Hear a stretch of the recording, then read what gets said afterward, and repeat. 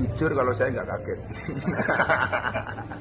Karena memang kalau saya secara pribadi sudah punya feel sejak musim haji ya.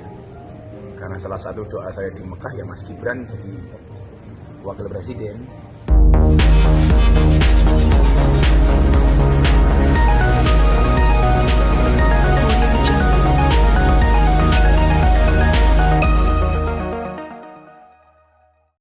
Makanya kenapa pulang dari Mekah saya langsung ketemu Mas Gibran. Salah satunya berbicara soal kemungkinan itu. Dan Mas Gibran tetap enggak mengatakan waktu itu. Karena memang dia enggak ada ambisi. Enggak ada ambisi. Tapi bahwa kita yang kemudian melihat potensi yang dia miliki, ya kita dari awal yakin bahwa yang akan terpilih jadi calon Wapres itu ya Mas Gibran. Sehingga kalau hari ini ada berita ini saya nggak kaget. Berarti ini doa dari Abah juga nih dari Mekah kemarin, Bang? Iya, kita udah berdoa di situ. Jadi waktu itu di Mekah saya pulang harus ketemu langsung Mas Gibran. Makanya nggak berapa lama setelah pulang haji saya langsung ketemu Mas Gibran. Artinya ini tidak mengejutkan bagi saya. Contoh begini yang saya datang ke Bu Khofifah itu. Satu hal memang saya diminta untuk komunikasi sama Bu Khofifah.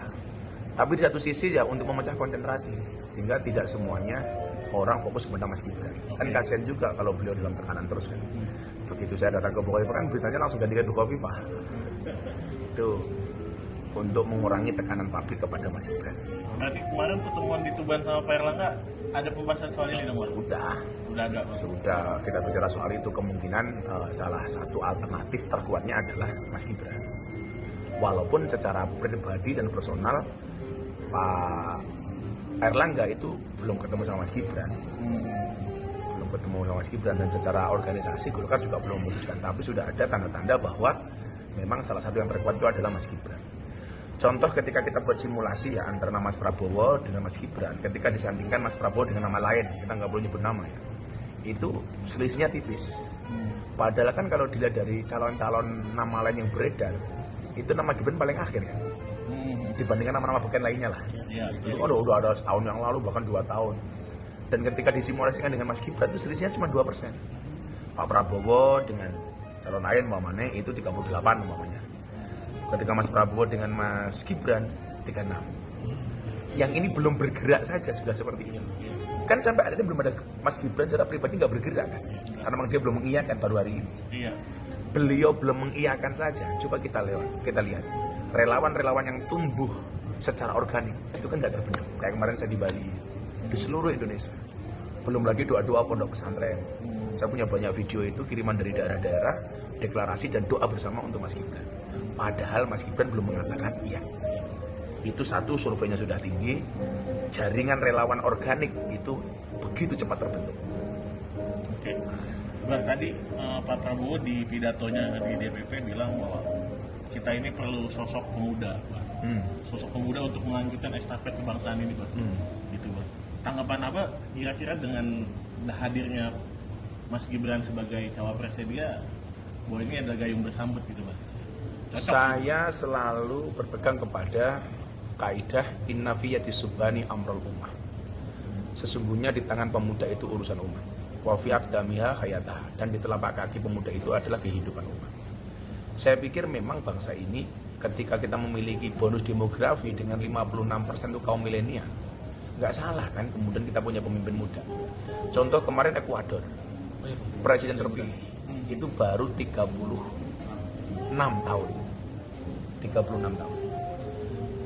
Artinya dunia saja mengizinkan itu.